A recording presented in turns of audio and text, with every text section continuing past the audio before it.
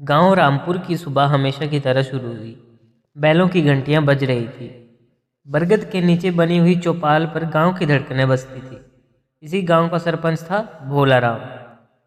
कम पढ़ा लिखा पर दिल का साफ। एक दिन पंचायत में खबर आई कि सरकार गांव तक पक्की सड़क बनाने वाली है।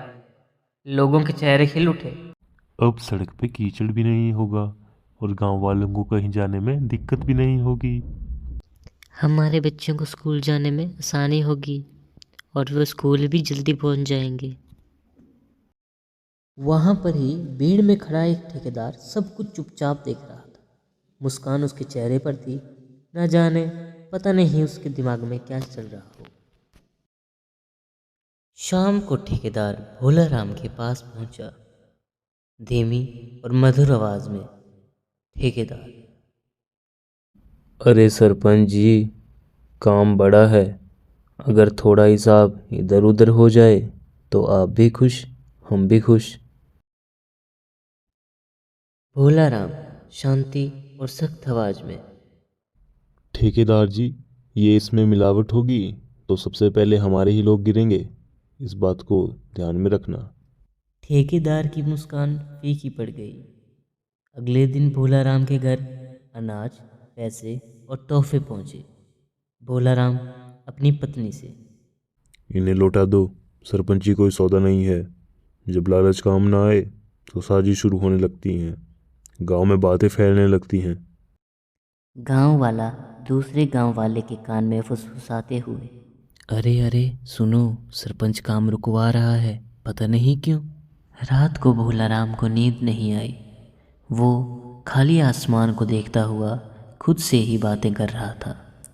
वो खुद से फुसफुसाते हुए कहता है कि अगर सच के साथ चलना इतना भारी है तो झूठ कितना आसान होगा।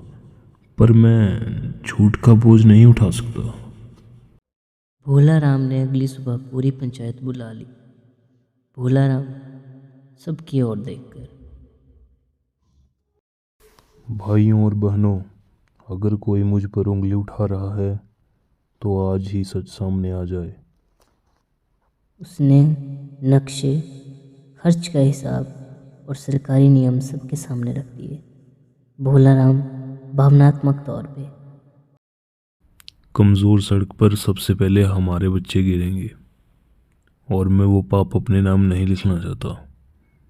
मैं नहीं चाहता कि भगवान उस पाप का दंड मुझे दे। चौपाल में सन्नाटा छा गया। जांच बैठी। ठेकेदार की पोल खुल गई। झूठे आरोप अपने आप गिर गए। लोगों की आंखों में शर्म और सम्मान दोनों था। सड़क पूरी ईमानदारी से बनी। बरसात आई, पानी बहा, मगर सड़क टिकी रही। गांव वाली मुस्कुराकर बोली, सरपंच जी, आपने तो सच में गांव का सर ऊंचा कर दिया।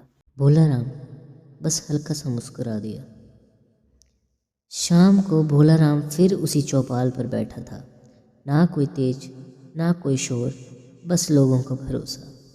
गांव समझ चुका था, सच्चा सरपंच कुर्सी से नहीं, अपने चरित्र से पहचाना जाता है।